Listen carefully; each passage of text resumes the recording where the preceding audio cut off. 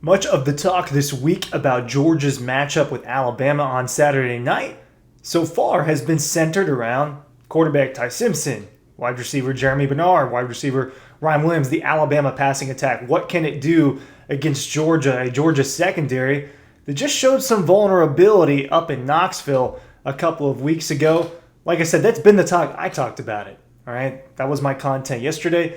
Today, I want to talk about the running game because at the end of the day, I think that a lot of this game will come down to success on the ground. I did some numbers, did some digging for numbers rather, and I found an interesting trend. Every single matchup between Georgia and Alabama where Kirby Smart is the head coach, whether it be by 1 or 2 yards or whether it be by 50 yards, the team that ran more effectively, had more running yards, won the football game. Now, there are individual factors in each of those, right? And in some of those games, the passing game was really important. But the team who has run the ball better has won every single time. There's a lot to talk about with Georgia's running game, especially in the context of the offseason and last year. So let's get into that. Ryan Curley from Dawg Posts. Hey, today's episode of Dawg Posts is presented by Sales Hatch. How would your organization benefit from consistently perfect hires every time? Sales Hatch gets what makes salespeople tick and help you understand those rare gems that will supercharge revenue growth, build sales teams that crush quota. Sales Hatch. I'll get better at the ad reads over time. We'll get there. What has been getting better is Georgia's running game. 125 yards per game last season, ended up being almost at the bottom of the conference. Now they're averaging over 200 yards per game, about 209 to be exact. So that's an 80-yard jump, 85-yard jump in yards per game so far through 3 games. That's running the ball much more effectively. Ran for about 200, just under 200 yards against Tennessee, over 200 in those other matchups against poorer competition in Austin Peay and Marshall. So Georgia wants to run the football. Despite Gunnar Stockton in the big moments, despite what many would want, this is a run-first football team. And success can certainly be had if they run the football effectively against the Alabama Crimson Tide on Saturday night. I think it's going to be really, really important. And in turn, stopping the run as well. When you just look at that aspect of this football game, you lean Georgia.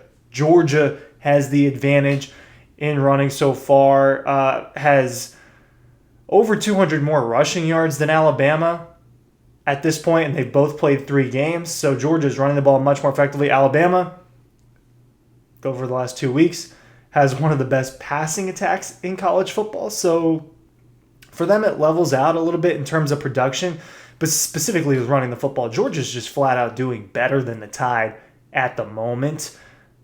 I told you I did number digging. 2017 Natty, Georgia, Alabama. 184 yards for the Tide on the ground, 133 for the Dogs. Some big pass plays changed that game, but at the end of the day, the team that ran the football better won that game in overtime. 2018 SEC title. What happens? Tua gets hurt. Jalen Hurts comes in. He makes some big runs. Well, Swift and Holyfield still got their yards, but 157 to 153, Alabama was favored in the run game. They win the SEC championship. 2020 Georgia-Bama. Georgia has the lead at halftime in Tuscaloosa.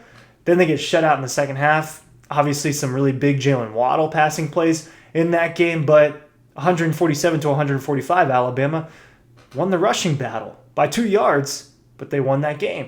2021 SEC title. What do you remember? I remember Bryce Young and Jamison Williams lighting up Georgia's secondary. But guess what? Tide still edged out the Dogs in the rushing battle, 115 to 109 on the ground. So this is a trend. 2021 Natty. Georgia's one victory under Kirby Smart against the Tide in the history of this little rivalry here that's been brewing. Georgia outrushed Alabama 140 yards to 30 yards that day. Not close. And they dominated that aspect of the football game. 2023 SEC title. Jalen Milroe has some pretty big runs at the end. Georgia's run game largely ineffective for the majority of that contest. 114-78, the Tide outrushed the Dogs that day. Then last season, Jalen Milroe lighting them up on the ground early on in the game. Georgia gets down, so they're not passing. They lost the game 177-80 was the rushing discrepancy there. So the one time the Dogs won was the one time that they ran for more yards in Alabama. Some stats are telling. To me, that one is telling of a couple things. One, Alabama's ran the ball more effectively. Two, when Georgia's gotten down, they've abandoned the run in certain cases, sometimes rightfully so. And Alabama has lit up Georgia through the air. So people are worried about that aspect. What more do we know about the running attack of Alabama and Georgia specific to this matchup? Well, Alabama kind of got crushed in week 1 by Florida State, right? So people really basing their opinion on the Tide off of that. They've looked completely different the last 2 weeks, but they haven't been running the ball super well. And against Florida State, they allowed 230 yards and 4 touchdowns on the ground. Right? They only allowed 152 yards through the air. And in a sloppy weather game, Florida State ran all over the Tide. Now, they're calling for rain Saturday morning in Athens, not at night when the game is actually played. So this should be clear in terms of weather. But 230-87 was the rushing discrepancy in the Florida State-Alabama game. They don't have Jam Miller. They will have Jam Miller, their projected RB1 for the season, back from his injury that he suffered during fall camp. He's supposed to be back against Georgia this week. Maybe that makes things a little bit easier for the Tide now that they have their hammer in Jam Miller to add to that rushing attack. I think that this matchup favors Georgia in that sense, in the running game. When you just look at all these numbers, the proof is in the pudding. Georgia's running the ball better. They want to run the ball. Now, you don't have to. I mean, you can light it up through the air, and I think that we've seen it's possible to do that against Georgia, right? You saw that against Tennessee, but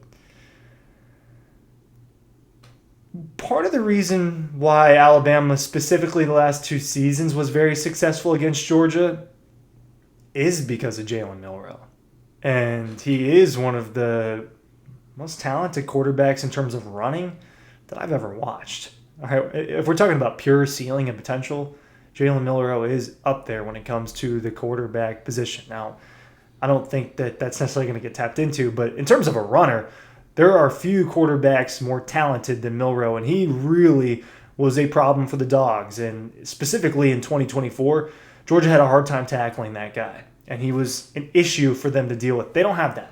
Well, now they've got a quarterback that is really lighting it up the last 2 weeks.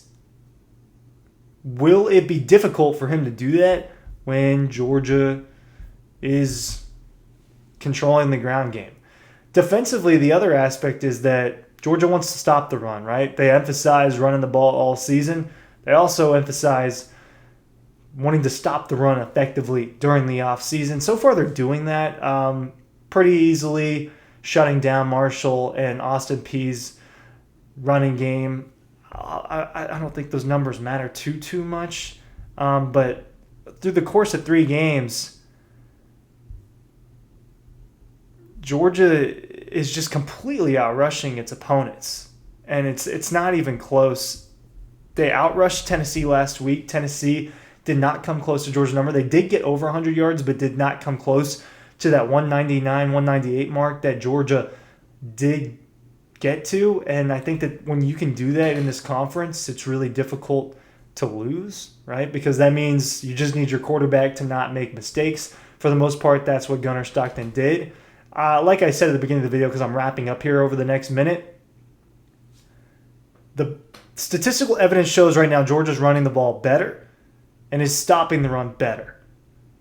I think that's probably a more important aspect than the air game. When you take in consideration that this will be in Athens at night, a really hostile environment for Ty Simpson, who hasn't dealt with that yet, right? We wondered about, I guess he did against Florida State, but now it's SEC at night. It's a little bit different.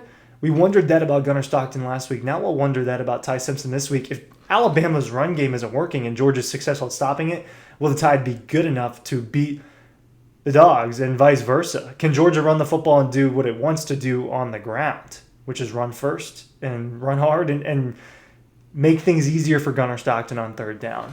They've been doing that this season. Will they do it against the Tide? It's been one of the biggest differentials between the two programs in the 7 games they played between Kirby Smart and the Alabama Crimson Tide, whether it be Kalen DeBoer or Nick Saban. I think the run game matters a lot for this game. Check out Sales Hatch. Check out the newsletter. Everything you need is in the description of this video down below if it was not at some point across the screen. Ryan Curley from Dawg Post thanking you for watching. We'll see you this weekend.